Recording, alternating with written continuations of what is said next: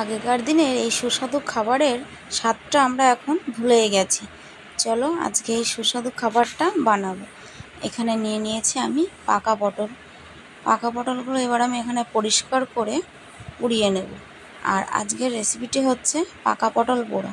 তোমরা কে কে খেতে পছন্দ করো আমাকে অবশ্যই কমেন্ট করে বলবে। আমার তো খুব প্রিয় একটি খাবার, যেটা রান্না করলাম আর তোমাদের সঙ্গে শেয়ার করলাম। এখানে পটলগুলো আমি পুড়িয়ে পরিষ্কার করে বেছে নিয়েছি। এবার এর মধ্যে আমি দিয়ে দেব বেশ খানিকটা পেঁয়াজ, একটু বেশি করে কাঁচা লঙ্কা, লবণ আর পরিমাণ মতন তেল। ভালো করে এটা মেখে পরিবেশন করব গরম ভাতের সঙ্গে। আর এটা আমি গ্যাসে পুড়িয়ে নিয়েছি।